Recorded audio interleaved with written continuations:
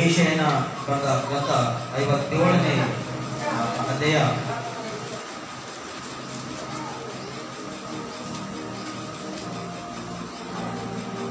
16, 17, 18 ವಚನಗಳು. ನಾನು ಸರ್ವದಾ ವ್ಯಾಜ್ಯವಾಡೆನು, ಕಡೆಯ ತನಕ ಕೋಪಿಸಿಕೊಳ್ಳೆನು. ಹೀಗೆ ಮಾಡಿದರೆ ಮನುಷ್ಯಾತ್ಮವು, ನಾನು ಸೃಷ್ಟಿಸಿದ ಜೀವವು ನನ್ನಿಂದ ಕುಂದಿ ಹೋದವು. ನನ್ನ ಜನರು ಲಾಭವನ್ನು ದೋಚಿಕೊಂಡ ಅನ್ಯಾಯವನ್ನು ನಾನು ನೋಡಿ ಕೋಪಗೊಂಡು ಅವರನ್ನು ಹೊಡೆದೆನು. ನನ್ನ ಮುಖವನ್ನು ಮುಚ್ಚಿಕೊಂಡು ರೋಷ ಭರಿತನಾಗಿದ್ದೇನು. ಅವರು ತಿರುಗಿಕೊಂಡು ಮನಸ್ಸಿಗೆ ತೋರಿದ ಹಾಗೆ ನಡೆಯುತ್ತಾ ಬಂದಿದ್ದಾರೆ. ಅವರ ಮಾರ್ಗಗಳನ್ನು ನೋಡಿದ್ದೇನೆ. ಅವರನ್ನು ಸ್ವಸ್ಥ ಮಾಡಿ ನಡೆಸುತ್ತಾ ಅವರಲ್ಲಿಯೂ ದುಃಖಿತರಿಗೆ ಆದರಣೆಯು ಪ್ರತಿಫಲವಾಗಿ ಕೊಡುಗೆಯನ್ನು ಎಂಬುದಾಗಿ ದೇವರು ಸ್ಪಷ್ಟವಾಗಿ ಮಾನವರಿಗೆ ಎಷ್ಟು ಕೆಟ್ಟೋಗಿರ್ತಕ್ಕಂಥ ಪರಿಸ್ಥಿತಿಯಲ್ಲಿ, ಎಷ್ಟು ಹೀನವಾಗಿರ್ತಕ್ಕಂಥ ಪರಿಸ್ಥಿತಿ ಅವ್ರದ್ದಾಗಲಿ, ಅವ್ರಿಗೆ ದೇವರೇನು ಮಾಡ್ತಾರಂತ ಮಾರ್ಪಡಿಸೋದ್ರೆ ಅವರಿಗೆ ಸ್ವಸ್ಥತೆ ಮಾಡ್ತಾರಂತ, ದುಃಖದಲ್ಲಿದ್ದವರಿಗೆ ಆದರಣೆಯನ್ನು ಕೊಡ್ತಾನಂತ, ಮತ್ತು ಹಾಳು ನಾಶವಾದವರಿಗೆ ಪ್ರತಿಫಲ ಕೊಡ್ತಾನಂತ ಇದೆ. ನಿಮಗೂ ದೇವರು ನೋಡ್ಯಾನ, ಮತ್ತು ದೇವರು ಯಾವಾಗಲೂ ನೋಡ್ತಕ್ಕಂಥ ಇದೆ. ದೇವರು ನೋಡೋದಿಲ್ಲ ಎಂಬುದಾಗಿ ನೀವು ತಿಳ್ಕೊಂಬೋದು ಬಹಳಷ್ಟು ತಪ್ಪು ಇದೆ. ನಿಮ್ಮ ತಾಯಿ ತಂದೆ ನಿಮ್ಮನ್ನು ನೋಡುತ್ತಾರೋ ಇಲ್ಲೋ ಗೊತ್ತಿಲ್ಲ, ನಿಮ್ಮ ಬದುಕರು ನಿಮ್ಮನ್ನು ನೋಡ್ತಕ್ಕಂಥ ಕಾರಣ ಇಲ್ಲೋ ಗೊತ್ತಿಲ್ಲ, ಆದರೆ ದೇವರು ಮಾತ್ರ ನೋಡತಕ್ಕಂತೆ. ಅದು ದೇವರು ಹೇಳ್ತಾನೆ, ನಾನು ಸರ್ವದಾ ವ್ಯಾಜ್ಯವಾಡೆನು, ಕಡೆಯ ತನಕ ಕೋಪಿಸಿಕೊಂಡೆನು. ಸರ್ವವ್ಯಾಜ್ಯ ಅಂದರೆ ನಿಮ್ಗಿರ್ತಕ್ಕಂಥ ಕಷ್ಟ ಇರಲಿ, ನಿಮ್ಗಿರ್ತಕ್ಕಂಥ ಭಾರ ಆಗಿರಲಿ, ಅಥವಾ ನೀವು ಮಾಡಿರ್ತಕ್ಕಂಥ ತಪ್ಪೇ ಆಗಲಿ, ಅದು ಎಂಥದೇ ತಪ್ಪಿರೋದು. ಅದು ತಪ್ಪು ಯಾವ ವಿಷಯದಲ್ಲಿ ನೀವು ಮಾಡಿರ್ಬೋದು, ನನ್ನವರು ತನ್ನವನ್ನು ತಿಳ್ಕೊಂಡು, ಅಥವಾ ನಿಮ್ಮ ಕುಟುಂಬದಲ್ಲಿ ನೀವು ಮಾಡಿರ್ಬೋದು, ಅಥವಾ ಲೋಕದಲ್ಲಿ ಇರ್ತಕ್ಕಂಥ ಜನ ಸಂಪರ್ಕದಲ್ಲಿ ನೀವು ಮಾಡಿರ್ಬೋದು, ಅಥವಾ ತನ್ನದೇ ಒಂದು ಲಾಭವನ್ನು ಆಶಿಸಿ ಅಥವಾ ಲಂಚವನ್ನು ತೆಗೆದುಕೊಳ್ಳೋದು ಮುಖಾಂತರವಾಗಲಿ, ಅಥವಾ ಇನ್ನೊಬ್ಬರಿಗೆ ಹಾಳು ಮಾಡಿ ನಾಶ ಮಾಡತಕ್ಕಂಥ ಆ ಪರಿಸ್ಥಿತಿ ಇಂಥದೇ ಆಗಿರಲಿ, ಅಥವಾ ಇನ್ನೊಬ್ಬರಿಗೆ ಸರ್ವನಾಶ ಮಾಡಿ ನೀವು ಉನ್ನತ ಸ್ಥಾನದಲ್ಲಿ ಬರಬೇಕೆಂಬ ಉದ್ದೇಶವನ್ನು ಇಟ್ಕೊಂಡು ಅಥವಾ ಇಂಥ ಒಂದು ಕಾರ್ಯಗಳು ನೀವು ಮಾಡಿರ್ಬೋದು. ನನ್ನದೇ ಒಂದು ಲಾಭವನ್ನು ಸಂಪಾದನೆ ಮಾಡೋದಕ್ಕಾಗಿ ಅನ್ಯಾಯ ಮಾರ್ಗದಲ್ಲಿ ನಡೀತಕ್ಕಂಥ ನಿಮ್ಮೆಲ್ಲರಿಗೆ ಆ ದೇವರು ನಿಮ್ಮ ಜೊತೆ ವ್ಯಾಜ್ಯ ಮಾಡ್ತಾನೆ. ನೀವು ಅನ್ಯಾಯ ಮಾಡಿದಾಗ ದೇವರ ಮೇಲೆ ಕೋಪವನ್ನು ಕೊಟ್ಟು ನಿಮ್ಮನ್ನು ಹೊಡೆಯದಂತೆ. ದೇವರು ಹೊಡಿತಕ್ಕಂಥದ್ದು ಯಾರಿಗೆ ಗೊತ್ತಾಗಲ್ಲ, ದೇವರು ಹೊಡಿತಾನ ಯಾರಿಗೆ ಗೊತ್ತಾಗಲ್ಲ. ದೇವರು ಯಾರು ಹೊಡಿತಾನೆ ಗೊತ್ತದನ, ದೇವರು ಹೊಡಿತಾನ ಪೆಟ್ಟಿಗೆ ಮನುಷ್ಯ ರೋಗದಂತೆ. ದೇವರು ಮನುಷ್ಯನಿಗೆ ಹೊಡೆದಂದ್ರ ಮೊದಲನೇ ಪೆಟ್ಟು ಎಂತದಾಗಿರ್ತ ಗೊತ್ತದನ, ಅವ್ರ ಪೆಟ್ಟು ದೇವರು ಹೊಡಿತಕ್ಕಂಥ ಪೆಟ್ಟು ಅನಾರೋಗ್ಯ, ರೋಗದಲ್ಲಿ ಆಗ್ತಾನೆ ಸ್ಪಷ್ಟವಾಗಿ. ಭಯಂಕರ ರೋಗ. ನೀ ಸಂಪಾದನೆ ಮಾಡಿದ್ದು, ನೀ ಎಷ್ಟು ಕಳಿಸಿಟ್ಕೊಂಡಿರ್ಬೋದು, ಅದೆಲ್ಲ ಸರ್ವನಾಶ ಮಾಡ್ತಾರೆ. ಹಾಸ್ಪಿಟಲ್ ಹೋಯ್ತಿ, ಎಷ್ಟೋ ದುಡ್ಡನ್ನು ಹಾಕಿ ನೀನು ವೈದ್ಯ ಆಗಲ್ಲ. ಅನೇಕ ವೈದ್ಯರನ್ನು ಸಂಪರ್ಕಿಸಿ ಮತ್ತು ಪ್ರಯೋಜನ ಇಲ್ಲ. ನಿಮ್ಮ ಒಳಗ ರೋಗ ತಿಳಿಯಲ್ದಕ್ಕ ಡಾಕ್ಟರ್ ಅನೇಕ ಟೆಸ್ಟ್ಗಳು ಮಾಡಿರ್ತಾನೆ, ಸ್ಕ್ಯಾನಿಂಗ್ ಮಾಡಿಸ್ತಾನೆ, MRIಗಳು ಡಾಕ್ಟರ್ ಮಾಡಿಸ್ತಾನ. ಅದರಲ್ಲಿ ಎಲ್ಲ ರಿಪೋರ್ಟ್ ನಾರ್ಮಲ್ ಇರ್ತಾವ, ಎಲ್ಲ ಟೋಟಲ್ ರಿಪೋರ್ಟ್ಸ್ ಎಲ್ಲ ನಾರ್ಮಲ್ ಇರ್ತಾವ ಪ್ರಿಯರೇ. ಮತ್ತು ನಿಮ್ಮ ಡಾಕ್ಟರ್ ಕೊಡ್ತಕ್ಕಂಥ ವೈದ್ಯ ನಿಮ್ಮ ಶರೀರಕ್ಕೆ ಸಹಕರಿಸಲ್ಲ. ಮತ್ತು ರೋಗದ ಭಯಂಕರವಾಗಿರ್ತಕ್ಕಂಥ ಒಂದು ಪರಿಸ್ಥಿತಿ, ಒಂದು ರೋಗವನ್ನು ನಿಮ್ಮಲ್ಲಿ ಹಿಂಬಾಲಿಸಿಕೊಂಡು ಹೋಯ್ತು ಪ್ರಿಯರೇ. ಯಾರಿಗೆ ದೇವರು ಹೊಡಿತಾನೋ ಜೀವನ ಸರ್ವನಾಶವಾಗೋದು ಪ್ರಿಯರೇ. ಮನುಷ್ಯ ಒಂದ್ಸತಿ ಪೆಟ್ಟು ಹೊಡೆದ್ರ ಮನುಷ್ಯ ಹೊಡೆದಿನ ಪೆಟ್ಟು ಒಂದು ವಾರ, 2 ವಾರ, 1 ತಿಂಗಳದಾಗ ಆ ಪೆಟ್ಟು ಮಾಯವಾಗೋದ. ದೇವರ ಹೊಡೆದಿರ್ತಕ್ಕಂಥ ಒಂದು ಪೆಟ್ಟು ಅದು ಎಂದಿಗೂ ಮಾಯವಾಗಕ್ಕೆ ಸಾಧ್ಯ ಇಲ್ಲ. ಎಲ್ಲಿವರೆಗ ನಿಮ್ಮ ಮನಸ್ಸನ್ನು ಕರಗಲ್ಲ, ಎಲ್ಲಿವರೆಗ ದೇವರ ಸನ್ನಿಧಿಯಲ್ಲಿ ನೀವು ಪಶ್ಚಾತ್ತಾಪ ಪಟ್ಟು ಈ ಪ್ರಾರ್ಥನೆ ಮಾಡಲ್ಲ, ಎಲ್ಲಿವರೆಗ ದೇವರ ಸನ್ನಿಧಿಯಲ್ಲಿ ಉಪವಾಸವಾಗಿದ್ದು ಕಣ್ಣೀರಿಟ್ಟು ನೀವು ಪ್ರಾರ್ಥನೆ ಮಾಡಲ್ಲ, ಅಲ್ಲಿವರೆಗ ಆ ಪೆಟ್ಟು ಅವತ್ತನೆ ತಪ್ಪಿರಿ. ಆ ರೋಗ ನೀವು ಹತ್ತುಕೊಂಡಿರ್ತದ. ಒಂದು ವೇಳೆ ದೇವರ ಸನ್ನಿಧಿಯಲ್ಲಿ ನೀವು ಪ್ರಾರ್ಥಿಸುವಾಗ ಪಶ್ಚಾತ್ತಾಪ ಪಟ್ಟು ಆತನಿಗೆ ಸ್ತುತಿ ಆರಾಧನೆ ಮಾಡಿ ಮಹಿಮೆ ಪಡಿಸಿ ನಿನಗೆ ಕೊಟ್ಟಂತ ದೇವರ ಅವಕಾಶ, ಆ ಅವಕಾಶ ದೇವರ ಸನ್ನಿಧಿಯಲ್ಲಿ ಒಂದು ವೇಳೆ ನೀವು ಉಪಯೋಗಿಸ್ಕೊಂಡು ಅಂದ್ರ ದೇವರು ಮತ್ತೆ ನಿಮ್ಮ ಮೇಲೆ ಮನಸ್ಸು ಮಾಡಿ ನಿನಗೆ ವಾಸಿ ಮಾಡ್ತಾನೆ. ನಿನಗೆ ವಾಸಿ ಮಾಡ್ತಾನೆ, ಸ್ವಸ್ಥತೆ ಮಾಡ್ತಾನ. ದೇವರಿಗೆ ಸಿಗೋದು ಬಿಡಲ್ಲ. ದೇವರು ಸ್ವಸ್ಥತೆ ನೀವು ಮಾಡಬೇಕಾದ್ರೆ ಮೊದಲನೇದು ನಿರ್ವಹಿರ್ತಕ್ಕಂಥ ದೋಷಗಳಿರತಕ್ಕಂಥದ್ದು, ಅನ್ಯಾಯ ಮಾಡ್ತಕ್ಕಂಥದ್ದು ನೀವು ಮೊದಲನೇದು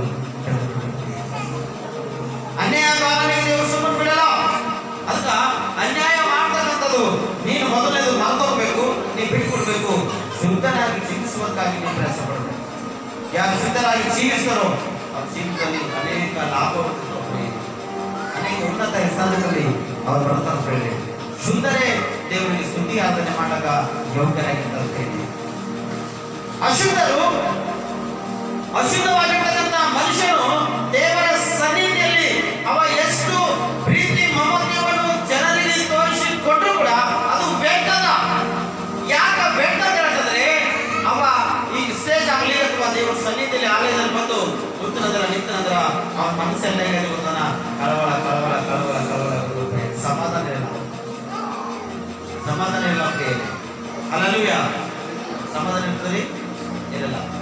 ಇವಾಗ ಯವನಸ್ಥರಿಗೆ ಯಾವ ವಿಷಯ ಸಮಾಧಾನ ಕಳ್ಕೊಳ್ತಾರೆ ಗೊತ್ತನ? ಪ್ರೀತಿ ವಿಷಯದಾಗ ಯವನಸ್ಥರು ಸಮಾಧಾನ ಕಳ್ಕೊಳ್ತಾರೆ. ಪ್ರೀತಿ ಎಂಬ ವಿಷಯದಲ್ಲಿ ಯವನಸ್ಥರು ಇವತ್ತಿನ ಸಮಾಧಾನವನ್ನು ಸಂಪೂರ್ಣವಾಗಿ ಲೋಕದ ಪ್ರೀತಿ, ಪಾಪ ಎಂಬ ಪ್ರೀತಿ ಒಳಗಾಗಿ ಸಮಾಧಾನವನ್ನು ಕಳ್ಕೊಳ್ತಾರೆ. ಆಲಯದಲ್ಲಿ ಬಂದು ಕೂಡ ಚಾಟಿಂಗ್ ರೀ, ವಾಟ್ಸಪ್ ಚಾಟಿಂಗ್ ಆಲಯದಲ್ಲಿ, ಫೇಸ್ಬುಕ್ ಚಾಟಿಂಗ್ ಆಲಯದಲ್ಲಿ ಕೂಡ ಸಮಾಧಾನ ಇರಲ್ಲ. ನಿಮ್ಮ ಭಾಷಣ ಅಂತ ವಾಕ್ಯ ಹೇಳ್ತಾನ, ವಿಡಿಯೋ ಕಾಲ್ ನಮ್ಮ ದೋಸ್ ಅದಕ್ಕೆ ವಿಡಿಯೋ ಕಾಲ್ ಮಾಡಿ ತೋರಿಸ್ತೀನಿ. ಬಹಳಷ್ಟು ಜನ ಯಾಕೆ ಈ ಮಾತಾಡಿದ ಗೊತ್ತಾನ, ದೇವರ ಸನ್ನಿಧಿಯಲ್ಲಿ ಸಮಾಧಾನವನ್ನು ಪಡ್ಕೊಳ್ಳೋ ಪ್ರಯಾಸ ಮಾಡ್ಕೋಬೇಕು. ಆ ಸಮಾಧಾನವಾಗಿ ನೀವು ಪ್ರಯಾಸ ಮಾಡ್ಕೊಳ್ತೀವಿ. ದೇವರಿಗೆ ಮೊಬೈಲ್ ಕೊಡಲ್ಲ, ಬೆಲೆ ಉಳಿದ ಮೇಲೆ ಉಪಯೋಗಿಸ್ತೀವಿ. ದೇವ್ರ ಸ್ತೋತ್ರ ಹೇಳಿ.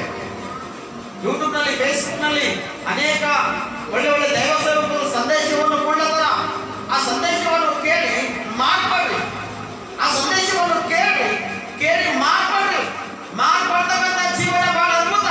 ಮಾಡ್ಕೊಳ್ಳತಕ್ಕಂಥ ಒಂದು ಜೀವನ ಒಣಗಿದ ಭೂಮಿಗೆ, ಬರಡಾಗಿರ್ತಕ್ಕಂಥ ಭೂಮಿಗೆ ಹುಲ್ಲು ಯಾವ ತರ ಒಣಗುತ್ತದೋ ಅದಕ್ಕ ಸಮಾಧಾನ ಜೀವಿಸ್ತಾನೆ. ಮಾಡ್ಕೊಳ್ತಕ್ಕಂಥದ್ದು ಮಾಡಬೇಕು. ದೇವ್ರು ನೋಡ್ತಾನೆ, ನಿಮ್ಮ ಅನ್ಯಾಯವನ್ನು ನೋಡ್ತಾನೆ. ಯಾವ ವಿಷಯದಲ್ಲಿ ಅನ್ಯಾಯ ಮಾಡ್ತಾ ಇದ್ದೀರೋ ಅದು ದೇವರು ನೋಡಲ್ಲ. ಆ ಅನ್ಯಾಯ ಒಳಗಾಗ್ಬಿಟ್ಟು ನೀವು ಅನ್ಯಾಯದಿಂದ ಹೊರಗೆ ಬಂದು ದೇವರಿಗೆ ಸ್ತುತಿ ಆರಾಧನೆ ಮಾಡಿ ದೇವರಿಗೆ ಮಹಿಮೆ ಪಡಿಸಿ ದೇವರ ದೃಷ್ಟಿಯಲ್ಲಿ ಅಮೂಲ್ಯರಾಗಿ ಜೀವನ ಮಾಡೋದಕ್ಕಾಗಿ ಪ್ರಯಾಸ ಪಡ್ರಿ. ದೇವರು ಎಲ್ಲಕ್ಕಿಂತ ಮೇಲೆ ಉತ್ತಮ ದೊರೆತನ ಮಾಡಿ ಎಂಬುದಾಗಿ ನಿಮಗೊಂದು ರಾಜ್ಯಕ್ಕಿನ ಉತ್ತಮ ಹೆಸರು ಇಟ್ಟಿರ್ತಾರೆ. ಆದಿಕಾಂಡದಾಗ ದೇವರು ಎಲ್ಲ ಕೆಲಸ ಮಾಡಿನ, 7 ದಿನ ಎಲ್ಲ ಪ್ರತಿದಿನ ಸೃಷ್ಟಿ ಮಾಡಿನ. ಸೃಷ್ಟಿ ಮಾಡಿದ ತಕ್ಷಣ ಪ್ರಾಣಿ ಪಕ್ಷಿಗಳ ಮೇಲೆ ಎಲ್ಲರಿಗೂ ದೊರೆತನ ಮಾಡಿ, ಮನುಷ್ಯ ದೊರೆತನ ಮಾಡಿ ಎಂಬುದಾಗಿ ಒಂದು ಮಾನವರಿಗೆ ಆಶೀರ್ವಾದ ಮಾಡ್ಯಾನ. ಆಗ ಅವರಿಗಾಗಿ ಆಶೀರ್ವಾದ ಮಾಡೋಣ. ಆ ಆಶೀರ್ವಾದ ನಿಮ್ಮೆಲ್ಲರೆಲ್ಲದ ಪ್ರೇರಣೆ, ಎಲ್ಲರೆಲ್ಲದ ಆಶೀರ್ವಾದ. ಅವ್ರು ಪಾಪ ಮಾಡಿ ಕಳ್ಕೊಂಡಾರ, ನೀವು ಪಾಪ ಮಾಡಿ ಕಳ್ಕೊಂಡ್ಬರ್ರಿ. ನೀತಿ ಕಾರ್ಯಗಳು ಮಾಡಿ ಆ ಆಶೀರ್ವಾದವನ್ನು ಸಂಪಾದನೆ ಮಾಡಿಕೊಂಡು ಉಳಿಸಿಕೊಳ್ಬೇಕಾದ್ರು ಕಳ್ಕೊಳ್ಳೋಕೆ ಸಾಧ್ಯ ಇಲ್ಲ. ಒಂದು ಅರ್ಥ ಆಗಿರ್ತಕ್ಕಂಥ ವಿಷಯ ನಾನು ಮಾತಾಡ್ತೆ. ನಿಮ್ಮ ಯಜಮಾನ ಹೆಂಡತಿಗೆ 1,000 ರೂಪಾಯಿ ಕೊಡ್ತಾರೆ. ಒಂದು ಯಜಮಾನ ಒಬ್ಬ ಹೆಂಡತಿಗೆ ಅಂದ್ರೆ ಅವನ ಹೆಂಡತಿ ಸ್ವಂತ ಹೆಂಡತಿಗೆ 1,000 ರೂಪಾಯಿ ಕೊಡ್ತಾನ. ಅಮ್ಮ ನಿಂಗೆ ಏನೇನು ಸೌದೆಗಳು ಬೇಕು, ಮನೆಗೆ ಏನೇನು ಸೌದೆಗಳು ಬೇಕು ಎಲ್ಲ ಸಾಮಗ್ರಿಗಳನ್ನು ಕೊಡ್ತಮ್ಮ ಅಂತೇಳಿ ಹೆಂಡತಿಗೆ 1,000 ರೂಪಾಯಿ ಕೊಟ್ಟು ಯಜಮಾನ ಹೋದಂತ ಹೆಂಡತಿ ಇರ್ತಕ್ಕಂಥ ಮನೆಗ ಆಕೆ ಏನ್ ಮಾಡ್ಬೇಕು ಹೆಂಡತಿ ಏನ್ ಮಾಡ್ತಾರೆ ಆಕೆ? ಆ ಹೆಂಡತಿ ಏನ್ ಮಾಡ್ಬೇಕು ಅಂತಂದ್ರ ಆ 1,000 ರೂಪಾಯಿದಲ್ಲಿ ಮನೆಗೆ ಏನೇನು ಸಾಮಗ್ರಿಗಳು ಬೇಕು, ಮನೆಗೆ ಇರ್ತಕ್ಕಂಥ ಸೇವನ ಆಹಾರ ಪದಾರ್ಥ ಸೇವನೆ ಮಾಡಕ ಏನೇನು ಬೇಕು ಅದೇ ಮಾತ್ರ ಕೊಂಡ್ಕೊಳ್ತಕ್ಕಂಥ ಹೆಂಡತಿ ಆಕೆ ಆಗಿರ್ಬೇಕು. ಆಕೆ ಏನ್ ಮಾಡ್ತಾರ 600-700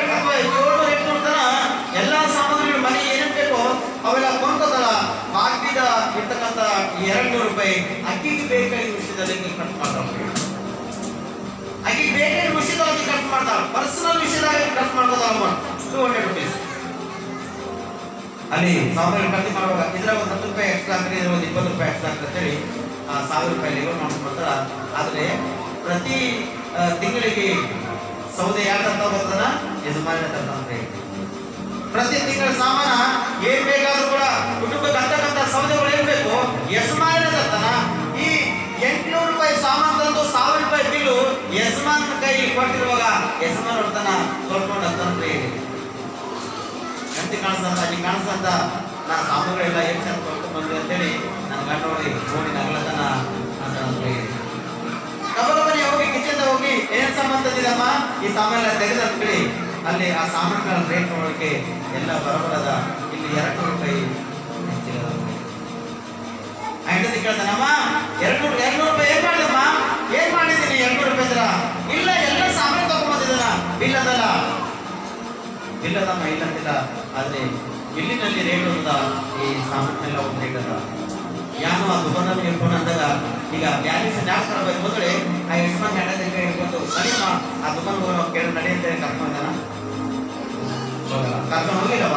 ಅವ್ರು ತಿಳ್ಕೊಂಡು ಈ ಹೆಂಡತಿ ಈ 200 ರೂಪಾಯಿ ಯಾವುದೋ ವಿಷಯದಲ್ಲಿ ಉಪಯೋಗಿಸ್ಕೊಂಡ, ಯಾವುದೋ ವಿಷಯದಲ್ಲಿ ಖರ್ಚು ಮಾಡ್ಕೊಂಡ ತಿಳ್ಕೊಂಡು ಸಾಮೆಂಟ್ ಆಗೋದನ್ನು ಅದ್ರ ಬಾದ ಹೆಂಡತಿ ಕೈದಾಗ 1 ರೂಪಾಯಿ ಕೊಡೋದು ಕೂಡ ಅದನ್ನು ಮಾಡ್ಕೊಂಡು. ಯಾಕೆ ಮಾತಾಡಂದ್ರೆ ದೇವರು ನಮ್ಮ ಜೀವನದಲ್ಲಿ ಕೂಡ ಅದೇ ಮಾಡ್ದ. ಯಾವಾಗ ದೇವರು ಭೂಲೋಕಕ್ಕೆ ನಮ್ಮನ್ನು ಕಳಿಸಿದ ನೀತಿ ಕಾರ್ಯಗಳನ್ನು ಮಾಡಿ ಮಕ್ಕಳೇ ಒಳ್ಳೆ ಆಹಾರವನ್ನು ಸೇವನೆ ಮಾಡಿ ಒಳ್ಳೆದಾಗಿ ಜೀವನ ಮಾಡಬೇಕಾಗಿ ಈ ಭೂಲೋಕಕ್ಕೆ ನಮ್ಮ ಕಳಿಸಿನ ನಮಗೆ 100% ನಮಗೆ ಕೊಟ್ಟು ಕಳಿಸಿನ ಆಶೀರ್ವಾದ. ಅದ್ರಾಗ 2% ಆಶೀರ್ವಾದ ಕಳ್ಕೊಳ್ತು. ಬೇರೆ 8% ಆಶೀರ್ವಾದ ಇಟ್ಕೊಂಡಿದ್ದೇವೆ, ಅದ್ರಾಗ 2% ಆಶೀರ್ವಾದ ಕಳ್ಕೊಂಡಿದ್ದು. ದೇವರ ಸನ್ನಿಧಿಯಲ್ಲಿ ಆಶೀರ್ವಾದ ಬೆಳೆದಕ್ಕಂಥವ್ರು 1% ಕೂಡ ಆಶೀರ್ವಾದ ಕಳ್ಕೊಳ್ಳೋಕೆ ಸಾಧ್ಯ. ದೇವರು ನನಗೆ ಒಂದು ಲೆಕ್ಕ ಕೇಳ್ತಾನ, ಆತನ ಲೆಕ್ಕ ಕೇಳ್ತಾನ. ಅನ್ಯಾಯವನ್ನು ಮೆಚ್ಚತಕ್ಕಂಥ ದೇವರಲ್ಲ, ನ್ಯಾಯವನ್ನು ಮೆಚ್ಚತಕ್ಕಂಥ ದೇವರಲ್ಲ. ಒಂದು ದಿನ ಲೆಕ್ಕ ಆತನು ನಿನಗ ಕೇಳ್ತಾನೆ.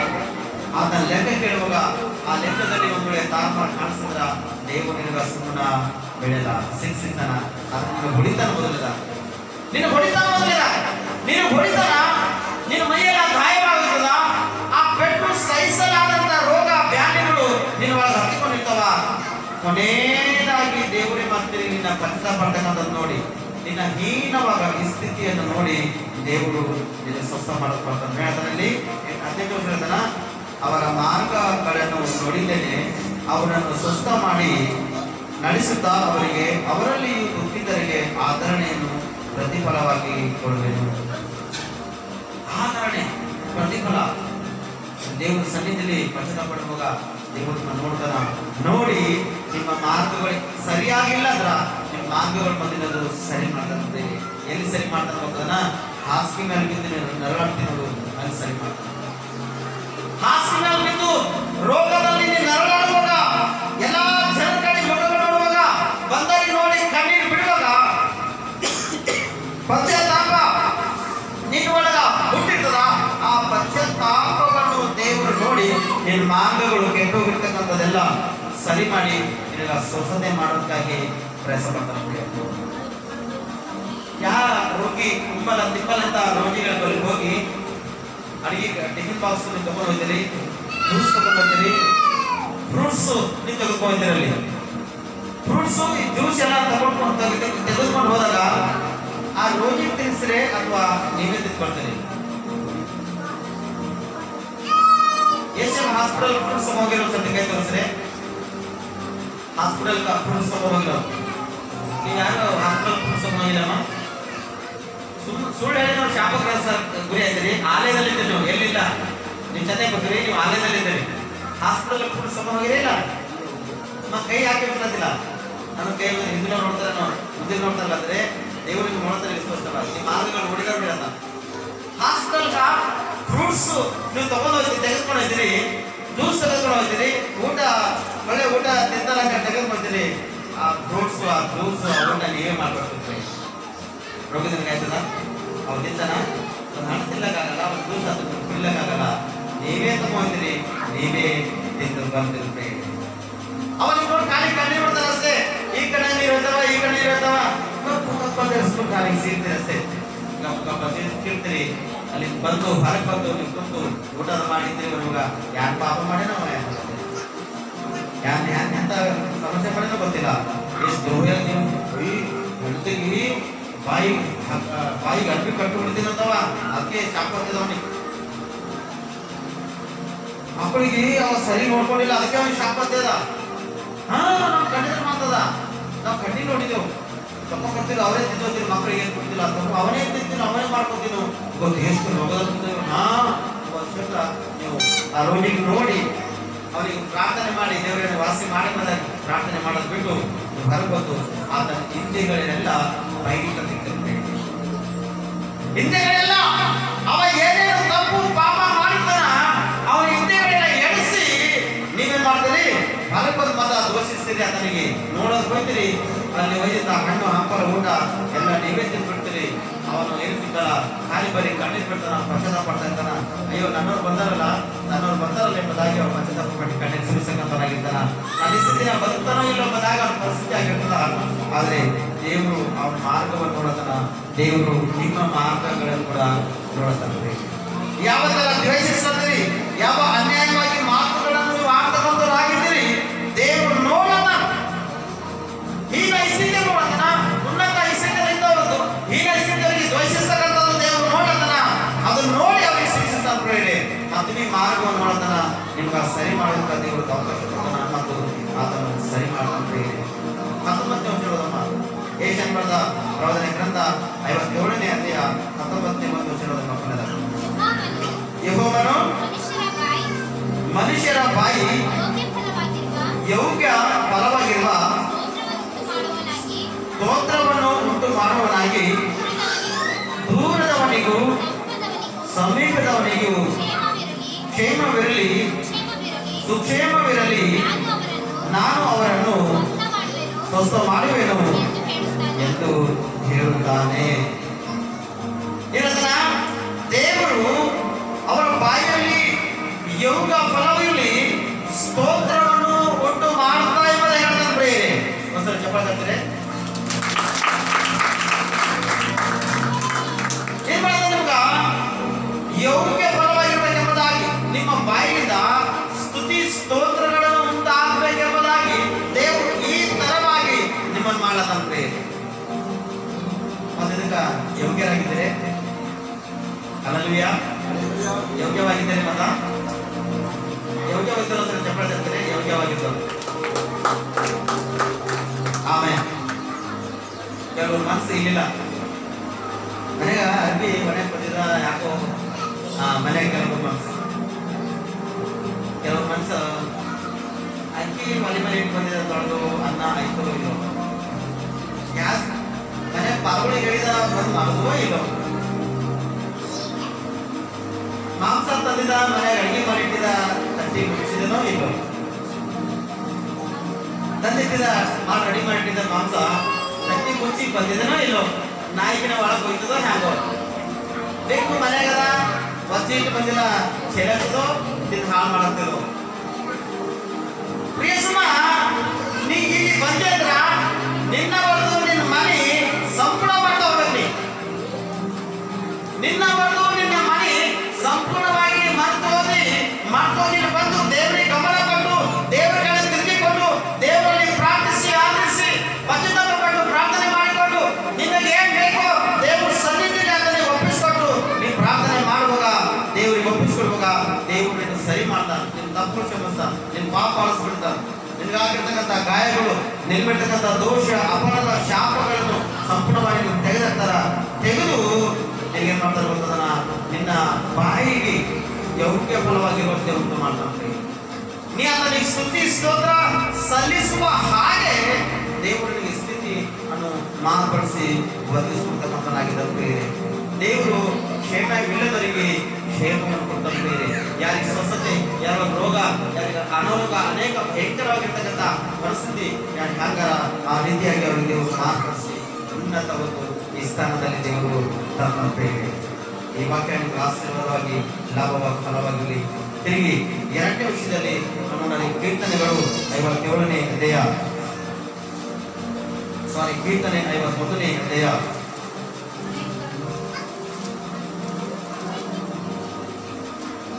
ಕೀರ್ತನೆ 51ನೇ ಅಧ್ಯಾಯ 17ನೇ ವಚನಕ್ಕಾಗಿ ಸಾಕು.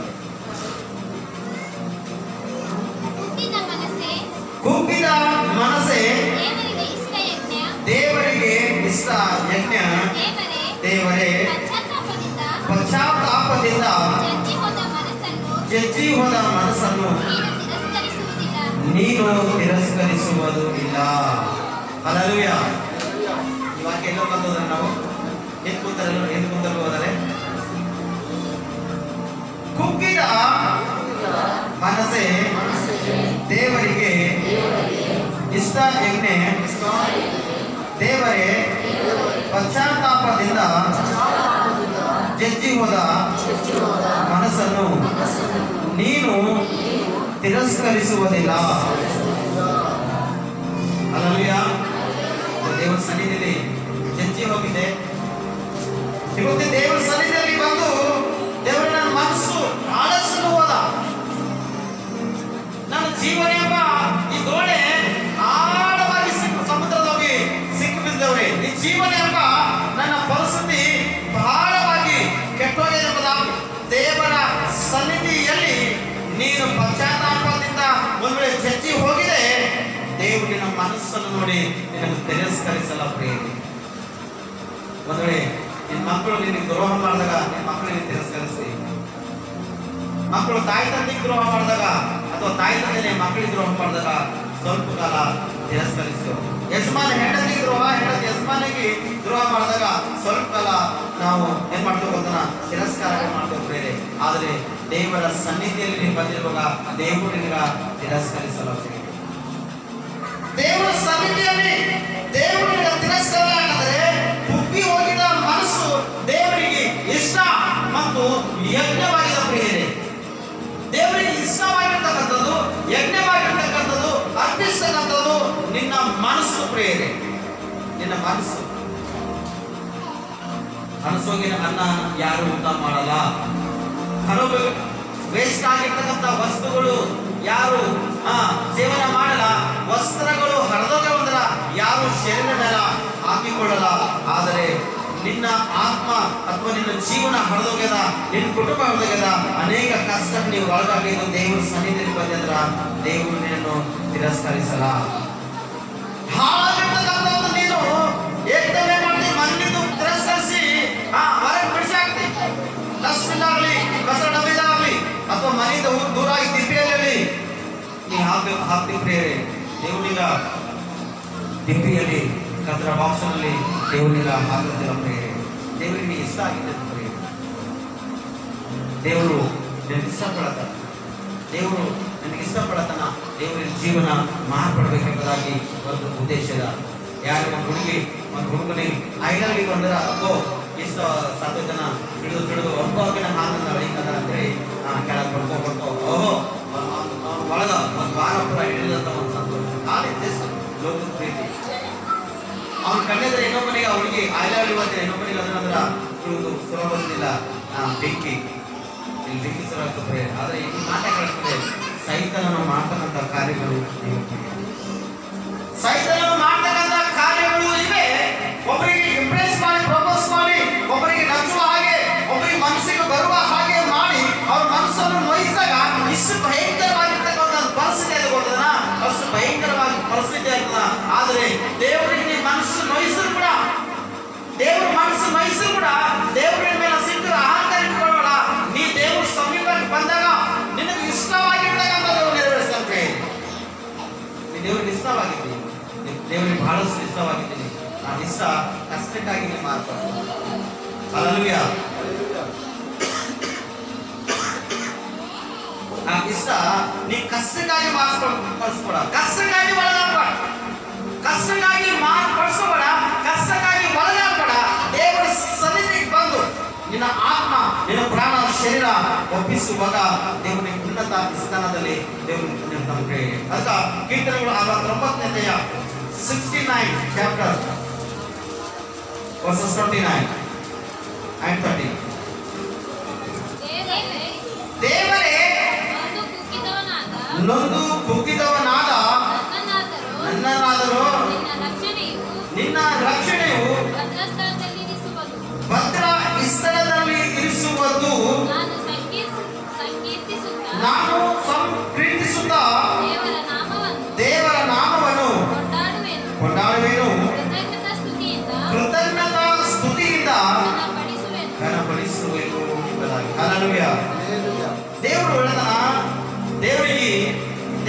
ದೃಷ್ಟಿಯಲ್ಲಿ ಕುಗ್ಗಿದವನಾಗಿದ್ದೆ. ಒಂದ್ಸತಿ ಜ್ಞಾಪಕ ಮಾಡ್ಕೋ. ಒಂದು ವೇಳೆ ನಿನ್ನ ರಕ್ಷಣೆ ಜೀವಿತ ಆದ್ರ ನೀ ತಿರುಗಿ ಆ ರಕ್ಷಣೆ ಜೀವಿತವನ್ನು ಅನುಭವಿಸುವಂತೆ ದೇವರಿಗೆ ಮಾಡ್ತಾರೆ. ಯಾಕಂದ್ರೆ ರಕ್ಷಣೆ ಜೀವಿತ ಆದ್ರ ಭದ್ರ ಸ್ಥಳದಲ್ಲಿ ಇರ್ತೀನಿ, ಅಂದ್ರೆ ಒಳ್ಳೆ ಸ್ಥಳದಲ್ಲಿ.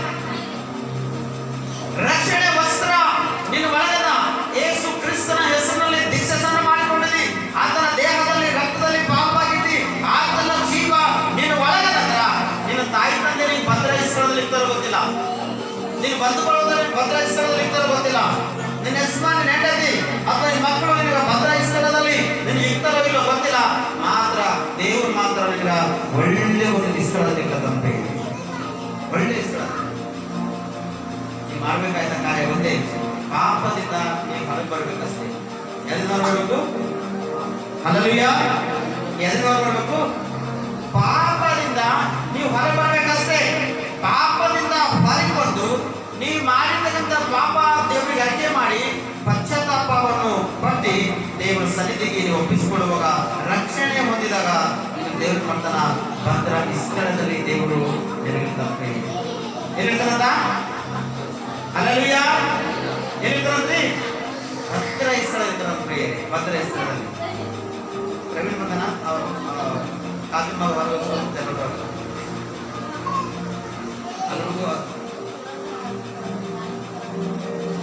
Hallelujah, hallelujah.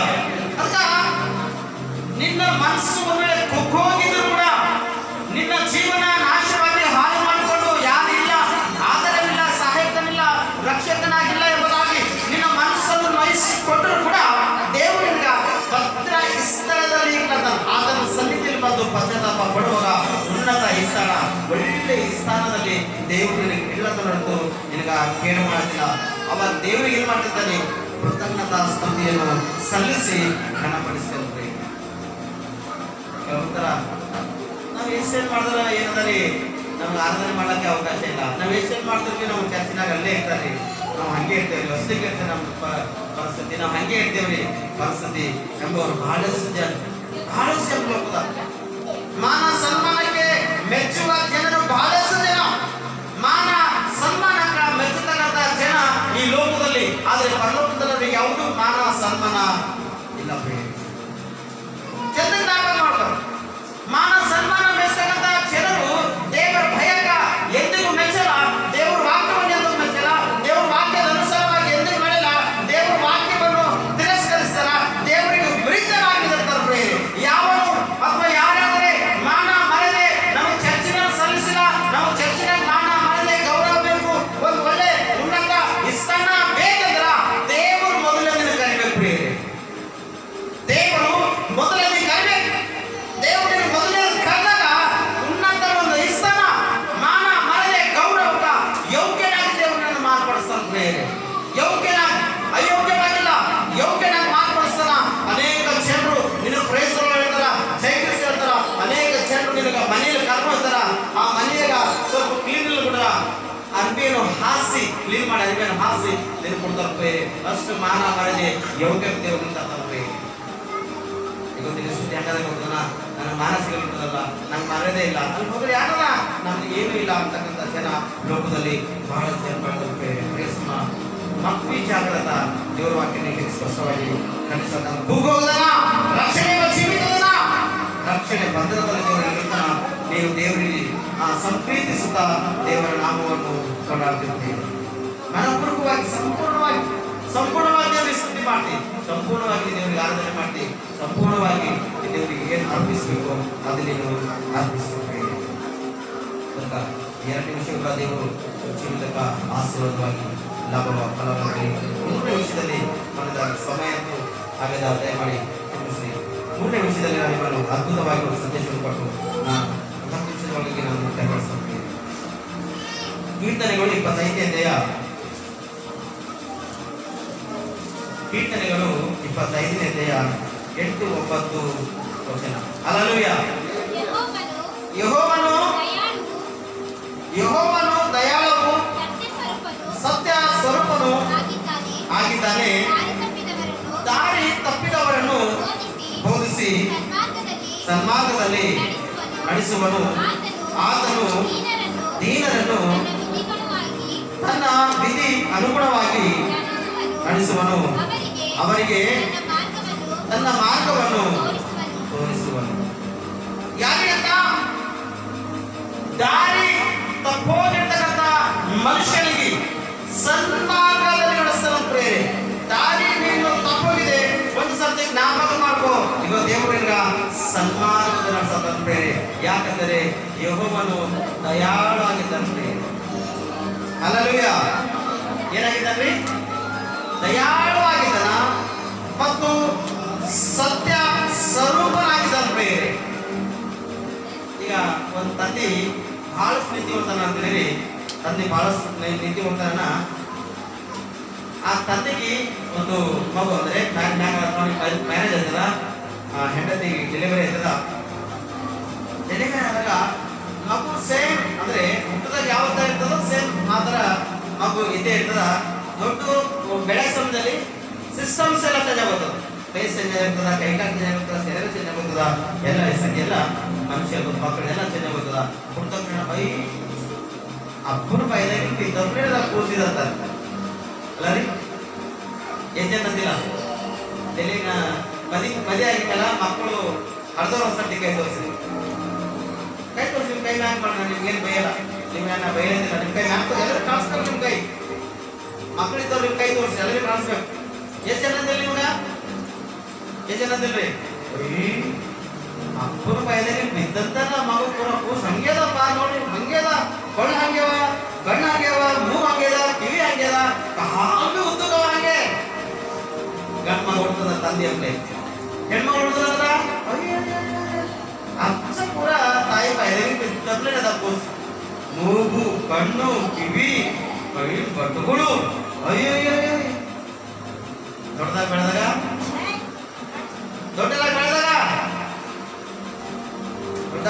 ತಾಯಿ ತಂದೆ ಬೈದಂಗೆ ಬಿದ್ದಪ್ಲೆ ಮಗೋದನ, ತಾಯಿ ಬೈದಂಗೆ ಬಿದ್ದಪ್ಲೆ ಮಗೋದನ ಇಲ್ಲ. ಅದು ದೇವರು ಹೇಳ್ತಾನ, ನೀವು ದೇವರ ಸೃಷ್ಟಿಯಾಗಿದ್ದೀರಿ. ನೀವೇನಿರಲಿ, ನೀವು ಎಂತವರಲ್ಲಿ, ಯಾವ ಪರಿಸ್ಥಿತಿಯಲ್ಲಿ, ನಿಮ್ ಡಿಸೈನ್ ದೇವ್ರ ಕೈದಾಗದ. ನಿಮ್ ಫಿಂಗರ್ಸ್ ಈ ಬಟ್ಟಲಾಗಿರ್ತಕ್ಕಂಥ ಡಿಸೈನ್ ಇಲ್ಲಿ ತನ ಸೇಮ್ ಡಿಸೈನ್ ದೇವರು ಮಾಡಿಲ್ಲ. ಎಲ್ಲರೂ ಡಿಸೈನ್ ಚೇಂಜ್ ಮಾಡೋದು ಪ್ರೇರಿ. ಎಲ್ಲರೂ ಒಂದೊಂದು ಡಿಸೈನ್. ಈ ಅಂಗುಠವನ್ನು ಹಚ್ಚಿರುವಾಗ ಇದೇ ಸೇಮ್ ಡಿಸೈನ್ ಇನ್ನೊಬ್ಬ ಅಂಗುಠವನ್ನು ಬರಕ್ಕೆ ಸಾಧ್ಯ ಇಲ್ಲ. ನೀವು ದೇವರಲ್ಲಿರ್ತಕ್ಕಂಥವ್ರು, ನೀವು ದೇವರ ಮಕ್ಕಳು, ದೇವರ ಅನುಗುಣವಾಗಿ ನಡ್ತಕ್ಕಂಥವರಾಗಿರುವ ಹೊರತು ದೇವರಿಗೆ ದ್ರೋಹ ಮಾಡ್ತಕ್ಕಂಥವ್ರು, ದೇವರ ದೃಷ್ಟಿಯಲ್ಲಿ ಆದಿತ್ಯವಂತರಾಗಿರ್ತಕ್ಕಂಥವ್ರು, ದೇವರ ದೃಷ್ಟಿಯಲ್ಲಿ ಪಾಪಿಗಳಾಗಿದ್ದವರಾಗಿ ನಿಮ್ಗೆ ಇದೆಲ್ಲ ಸಾಧ್ಯ ಇಲ್ಲ. ಯಾಕಂದ್ರೆ ಯೆಹೋವನು ದಯಾವಾನ, ಆತನಲ್ಲಿ ದಯಾದ, ಆತನಲ್ಲಿ ಸಂತೃಪ್ತಿ ಇದೆ, ಆತನಲ್ಲಿ ದೀನ ಮನಸ್ಸದ, ಆತನಲ್ಲಿ ಪ್ರೀತಿದ, ಆತನಲ್ಲಿ ಮಮತೆದ. ಹಾಳು ಆಗಿ ಬಂದಂತ ಪ್ರತಿಯೊಬ್ಬರಿಗೆ ಉನ್ನತ ಸ್ಥಾನದಲ್ಲಿ ತರ್ತಕ್ಕಂಥದ್ದು ಒಂದು ಮನ ಭವನ ಆತನ ಒಳಗದ ಪ್ರಿಯರೇ. ಅದೇ ನಿನ್ನ ಒಳಗೆ ಕೂಡ ಇರಬೇಕು, ಅದೇ ನಿನ್ನ ಒಳಗೆ ಕೂಡ ಇರಬೇಕು. ದೇವರು ಸೃಷ್ಟಿದ್ದೀನಿ ಚಿಂತಿಸಿಕೊಂಡು ಆತನ ರೂಪಿಸನ ರಚಿಸನ ನೀನು ಆತನ ಸೃಷ್ಟಿಯಾಗಿದೆ, ದ್ರೋಹ ಮಾಡೋಕ್ಕೆ ಸಾಧ್ಯ ಇಲ್ಲ. ಮತ್ತೆ ಆತನು ದೀನರನ್ನು ತನ್ನ ವಿಧಿ ಅನುಗುಣವಾಗಿ ನಡೆಸುತ್ತಾನೆ, ಅವರಿಗೆ ತನ್ನ ಮಾರ್ಗವನ್ನು ತೋರಿಸುತ್ತಾನೆ. ದೀನರಾಗಿರ್ತಕ್ಕಂಥದ್ದು ಒಳ್ಳೆಯ ಮನಸ್ಸು ಯಾರಲ್ಲಿ ಇರ್ತದೋ ದೇವರ ಮಾರ್ಗ ಅವರಿಗೆ ತೋರಿಸುತ್ತದೆ. ಹಲ್ಲೆಲೂಯಾ. ಜನರು ದೇವರೇ ನಮ್ಮ ದೇವರ ಮಾರ್ಗ ಇಲ್ಲದ ಆ ದೇವರು ನಮ್ಗೆ ಏನ್ ಮಾಡ್ಯಾನ, ದೇವರೆಲ್ಲೇನಾ, ದೇವರು ನಮ್ಗೆ ಏನ್ ಮಾಡ್ಯಾನ ಅಂತಕ್ಕಂಥ ಮೂರ್ಖ ಜನ ಇವತ್ತಿಂದ ಪಾಲಿಸಕತ್ರಿ. ದೇವ್ರು ಎಲ್ಲ ದೇವರಿಗೆ ಘೋಷಿಸಬೇಕು, ದೇವರಿಗೆ ಬೈತಂದ್ರೆ ಬೈದ ಹೊಲಸು ನುಡಿಯ ಕೊಡ್ತಂದ್ರೆ ನಮ್ಮ ಕಣ್ಣಿನ ನೋಡಿದೆವು, ನಮ್ಮ ಕಿವಿಲಿ ಕೇಳಿದೆವು ಪ್ರೇರೆ, ನಮ್ಮ ಕಣ್ಣಿಗೆ ನೋಡಿದೆವು, ಕಿವಿಲಿ ಕೇಳಿದೆವು. ದೇವರ ಶಿಕ್ಷಕ ಇವತ್ತು ಪಾತ್ರರಾಗಿ, ಈಗ ದೇವರ ಶಿಕ್ಷಕ ಪಾತ್ರರಾಗಿ ಅಲ್ಲಿ ಅಲ್ಲಿದಾಳದ ಪ್ರೇರೆ ಪ್ರಯೋಜನ ಏನೂ ಇಲ್ಲ, ಪ್ರಯೋಜನ ಏನಿಲ್ಲ ಅಂತ ಪ್ರೇರೆ ದೇವರಿಗೆ ವಿರುದ್ಧವಾಗಿ ನೀವು ಮಾತಾಡಬೇಕು. ಯಾಕಂದ್ರೆ ಏಷ್ಯಾ ಪ್ರವಚನ ಸ್ಪಷ್ಟವಾಗಿ ಹೇಳ್ತಾನ, ನನ್ನ ಜನರಿಗೆ ನಾನು ನೋಡಿದ, ಅವರ ಅನ್ಯಾಯ ನೋಡಿದ, ಅವರ ಮಾರ್ಗಗಳನ್ನು ನೋಡಿದ, ಅವರನ್ನು ನೋಡಿದ ದೇವರ ಎಚ್ಚರಿಸಲಿಲ್ಲ. ಆತನ ಎಚ್ಚರಿಕೆ ಒಳಗಾಗಲಿ, ಆತನ ಎಚ್ಚರಿಕೆ ಕೈ ಕಾಪಾಡಿಕೊಂಡು ಆತನ ಎಚ್ಚರದಲ್ಲಿ ಇದ್ದು ನಿಮ್ಮನ್ನು ರಕ್ಷಿಸಿಕೊಳ್ಳದ ಅನೇಕ ಆತ್ಮಗಳನ್ನು ರಕ್ಷಿಸುವುದಕ್ಕಾಗಿ ನೀವು ಪ್ರಯಾಸ ಪಡ್ರಿ. ದೇವರು ನಿಮ್ಗೆ ಉನ್ನತ ಒಂದು ಸ್ಥಾನ ಇಟ್ಟರೆ ಹೊರತು ದೇವರು ಎಂದಿಗೂ ಕೇಳು ಮಾಡಕ್ಕೆ ಸಾಧ್ಯ ಇಲ್ಲ, ದೇವರಿಗೆ ಎಂದಿಗೂ ಅವಮಾನ ಮಾಡಕ್ಕೆ ಸಾಧ್ಯ ಇಲ್ಲ. ದೇವರು ನಿಮ್ಮ ಮಾನ ತರ್ತಾನ, ಮರ್ಯಾದೆ ಕೊಡ್ತಾನ, ಒಳ್ಳೆ ಸ್ಥಾನದಲ್ಲಿರ್ತಾನ, ಒಳ್ಳೆ ಗೌರವ ಕೊಟ್ಟು ದೇವರು ನಿಮ್ಮನ್ನು ಸನ್ಮಾನಿಸಿ ಉನ್ನತ ಸ್ಥಾನಕ್ಕೆ ತರ್ತಾನ.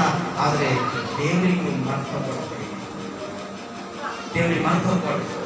ನಿಮ್ಗೆ ಬೇಕಾ ದೇವರ ನಂಬಿಕೆ ವಿಶ್ವಾಸಕ್ಕೆ ದೇವರಿಗೆ ಕೇಳಿ. ಯಾಕಂದ್ರೆ ಹೋಗಿರ್ತಕ್ಕಂಥ ನಿನ್ನ ಮನಸ್ಸು ದೇವರಿಗೆ ಇಷ್ಟದ ಯಜ್ಞದ ದೇವ್ರ ದೃಷ್ಟಿಯಲ್ಲಿ ತಪ್ಪು ಮಾಡಿದೆ, ಮತ್ತಿಗೆ ದೇವರು ನಿನ್ನ ತಪ್ಪನ್ನು ಕ್ಷಮಿಸಿ ರಕ್ಷಿಸಿ ನಿನ್ನ ಹೊಡೆದು ಸರಿ ಮಾಡಿ ನಿನ್ನ ಪ್ರೀತಿ ಮಾಡಿ ನಿನ್ನ ವಾಸಿ ಮಾಡತಾನ. ಯಾಕಂದ್ರೆ ನನ್ನ ಜನರು ಎಂಬುದಾಗಿ ದೇವರು ನಿನ್ನನ್ನು ಹೇಳಿ ಈ 3 ವಿಷಯವಾಗಿರ್ತಕ್ಕಂಥ ವಾಕ್ಯ ನಿಮ್ಮೆಲ್ಲರ ಜೀವಿತದಲ್ಲಿ ಆಶೀರ್ವಾದವಾಗಿ ಲಾಭವಾಗಿ ಫಲವಾಗಿರಲಿ. ಕಣ್ಣು ಪ್ರಾರ್ಥನೆ ಮಾಡಿ ಈ ಸಂದೇಶವನ್ನು ಮುಕ್ತಾಯಪಡಿಸೋದಕ್ಕಾಗಿ ನಾವು ಸಿದ್ಧವಾಗಿ ಪ್ರಾರ್ಥನೆ. ಯಾರು ಪಡೆದು ಅದ್ಭುತವಾಗಿರ್ತಕ್ಕಂಥ ದೇವರ ಒಂದು ಸಂದೇಶವನ್ನು ದೇವರ ಸನ್ನಿಧಿಯಲ್ಲಿ ಕೇಳಿದಿರಿ. ಒಂದು ವೇಳೆ ನಿಮ್ಮ ಪರಿಸ್ಥಿತಿ ಹಂಗದ ಸತಿ ಜ್ಞಾಪಕ ಮಾಡಿಕೊಂಡು ದೇವರ ಸನ್ನಿಧಿಯಲ್ಲಿ ಪ್ರಾರ್ಥಿಸಬೇಕು. ದೇವರು ದ್ರೋಹ ಮಾಡಿದೆ, ದೇಶ ಪ್ರವಾದಿ ಸ್ಪಷ್ಟವಾಗಿ ನಮ್ಮನ್ನು ಖಂಡಿಸ್ತಾನೆ. 57:16 ವಿಶ್ವಾಸವನ್ನು ಖಂಡಿಸ್ತಾನೆ. ಮೊದಲೇ ಅವ್ರಿಗೆ ನಾವು ಕೋಪಗೊಂಡಿದ್ದ, ಅವ್ರಿಗೆ ನಾವು ಹೊಡೆದಿದ್ದ ಎಂಬುದಾಗಿ ದೇವರು ಹೇಳ್ತಾರೆ. ನನಗೆ ನಿನಗೆ ತಪ್ಪು ಮಾಡಿದೆ, ಪಾಪ ಮಾಡಿದೆ, ದೇವರಿಗೆ ಹೊಡಿತಾನೆ ಸ್ಪಷ್ಟವಾಗಿ. ಹೊಡೆದು ತಿರುಗಿ ನಿನಗ ರಕ್ಷಿಸ್ತಾನ, ನಿನಗೆ ಸ್ವಸ್ಥತೆ ಮಾಡ್ತಾನ ಮತ್ತು ಆಧಾರವಾಗಿ ನಿನ್ನ ನಿಲ್ಲಿಸ್ತಾನ. ಉನ್ನತ ಸ್ಥಾನಕ್ಕೆ ದೇವರು ತಿರುಗಿ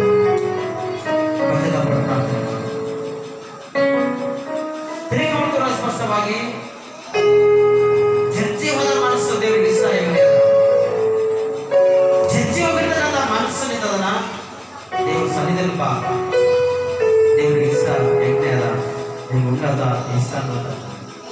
ಯೆಹೋವನು ದಯಾಳನು, ಸತ್ಯ ಸ್ವರೂಪನಾಗಿದ್ದಾನೆ. ದೇವರಲ್ಲಿ ದಯಾಳ, ದೇವರಲ್ಲಿ ಕರುಣೆದ ಉನ್ನತದವರಿಗೆ ನಿನ್ನ ಬಲಪಡಿಸ್ತಾನೆ. ನಿನ್ನ ಉನ್ನತ ಹೆಸರು ದೇವರು ಯಾವಾಗ ಉನ್ನತ ಹೆಸರಾಗ್ತದೆ. ಯಾವಾಗ ನಮ್ಮ ಸ್ಥಿತಿ ಇದೆ ದೇವರು ನನ್ನ ಸ್ಥಿತಿ ಗತಿ ಪರಿಸ್ಥಿತಿ ಮಾರ್ಪಡಿಸು. ನಿನ್ನ ಕೃಪೆಗೆ ಅನುಸಾರವಾಗಿ ನನ್ನನ್ನು ನಮ್ಮೆಲ್ಲರನ್ನು ನಡೆಸುತ್ತೇವೆ. ನಿನ್ನ ಸನ್ನಿಧಿಗೆ ದೇವರು ನಾವು ಪ್ರಾರ್ಥಿಸ್ತೇವೆ, ಪಶ್ಚಾತ್ತಾಪಪಟ್ಟೆವು, ನಮ್ಮನ್ನು ಬಲಪಡಿಸ್ತೇವೆ. ತಿಂಗಳಲ್ಲಿ ವಾರ ಗಂಟೆಯವರೆಗೆ ಮಾಡಿರ್ತಕ್ಕಂಥ ಪ್ರತಿಯೊಂದು ಪಾಪವನ್ನು ನಮ್ಮನ್ನು ಕ್ಷಮಿಸಿ ನಿನ್ನ ಅಮೂಲ್ಯ ರಕ್ತ ನಮ್ಮನ್ನು ತೊಳೆದು ಶುದ್ಧೀಕರಿಸಿ ನಿನ್ನ ಹತೋಟಿಯಲ್ಲಿ ಹಿಡ್ಕೊಂಡು ನಮ್ಮನ್ನು ನಡೆಸಿ. ನೀನು ನ್ಯಾಯವಂತನಾಗಿದ್ದಿ, ನೀನು ನಮ್ಮನ್ನು ನೋಡ್ತಕ್ಕಂಥ ದೇವರಾಗಿದ್ದರೆ ನನ್ನ ಕುಟುಂಬ ಸಮರ್ಪಣೆ ಮಾಡ್ಕೊಂಡು ಈ ಕಲ್ವರಿ ಮೆಡಿಕಲ್ ಟೆಂಪಲ್ ಕುಟುಂಬ ನೀನು ಸಮರ್ಪಣೆ ಮಾಡಬೇಕು. ಈ ಆಲಯದಲ್ಲಿ ದುಡಿತಕ್ಕಂಥ ಹಿರಿಯರ ಸಮರ್ಪಣೆ ಮಾಡ್ತೇವೆ. ಈ ಆಲಯದಲ್ಲಿ ಒಂದು ಸ್ತುತಿ ಆರಾಧನೆ ಮಾಡುವಂತಕ್ಕಂಥ ಮಕ್ಕಳಿಗೆ ನಾವು ಸಭೆಯ ಸಭೆಗೆ ಒಪ್ಪಿಸ್ಕೊಡ್ತೇವೆ, ವರ್ಷಕ್ಕೆ ಒಪ್ಪಿಸ್ಕೊಡ್ತೇವೆ, ಸೇವೆ ಮಾಡ್ತಕ್ಕಂಥ ನನ್ನುಗಳಿಗೆ ಒಪ್ಪಿಸ್ಕೊಡ್ತಕ್ಕಂಥನೆ ನಿನ್ನೆಲ್ಲ ದಯಾಳು ಆಗ್ತಾನೆ. ನಮ್ಮನ್ನು ದಯ ಮಾಡು, ನಮ್ಮನ್ನು ರಕ್ಷಿಸುತ್ತಾನೆ, ನಮ್ಮನ್ನು ಕರುಣಿಸೋ, ನಮ್ಮನ್ನು ಕರುಣಿಸೋ. ನಮಗೆ ನಿಮ್ಮ ದಯ ಇರಲಿ, ನಿಮ್ಮ ಪ್ರಸನ್ನತೆ ಇರಲಿ. ಈ ಆಲಯದಲ್ಲಿ ಸ್ತುತಿ ಮಾಡ್ತಕ್ಕಂಥ ಸಾಧನೆ ಮಾಡ್ತಕ್ಕಂಥ ಪ್ರತಿಯೊಬ್ಬರ ನಿಮ್ಮ ಪ್ರಸನ್ನತೆ ಇರಲಿ. ಎಲ್ಲರೂ ಆಶೀರ್ವಾದ ಹೊಂದಿಕೊಂಡು ಉನ್ನತ ಸ್ಥಾನದಲ್ಲಿ ಬರುವಂತೆ ಸಾಧ್ಯ. ವಾಕ್ಯದೊಂದಿಗೆ ನಮ್ಮೆಲ್ಲರಿಗೂ ಮಾತಾಡಿದ್ದು ಈ ವಾಕ್ಯ ನಮ್ಮೆಲ್ಲರ ಜೀವನದಲ್ಲಿ ಆಶೀರ್ವಾದವಾಗಿ ಮಾರ್ಪಡಿಸುತ್ತದೆ. ಈ ದಿನ ಒಂದು ಪ್ರತಿಜ್ಞೆ ನಮ್ಮ ಕೈಯಲ್ಲಿ ಹಿಡ್ಕೊಂಡು ಹೋಗುವಂತೆ ನಮ್ಮನ್ನು ಸಹಾಯ ಮಾಡಿ. ವಾಕ್ಯದೊಂದಿಗೆ ನಮ್ಮೆಲ್ಲರಿಗೆ ಮಾತಾಡಿ ಈ ವಾಕ್ಯ ಪ್ರತಿಯೊಂದು ಮಕ್ಕಳಿಗೆ ಆಶೀರ್ವಾದವಾಗಿ ಲಾಭವಾಗಿ ಫಲವಾಗಿ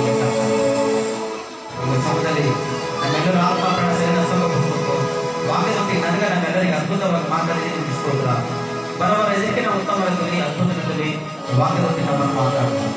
ತಿರುಗಿ ದೊಡ್ಡಬಂಧದಲ್ಲಿ ಬಂದು ವಾಕ್ಯವನ್ನು ಕೇಳಿ ಮಾರ್ಪಟ್ಟು ರಕ್ಷಣೆ ಹೊಂದಿ ನಿಮ್ಮ ದೇಹದಲ್ಲಿ ಮಾರ್ಪಟ್ಟು ಬರ್ತಕ್ಕಂಥ ವಾರಗಳನ್ನು ಒಪ್ಪಿಸ್ಕೊಡ್ತೇವೆ. ನಿಮ್ಮಿಂದ ಮಾತನಾಡಿ ಹಾಗೆ ಮಾಡಿ ಸ್ತೋತ್ರ.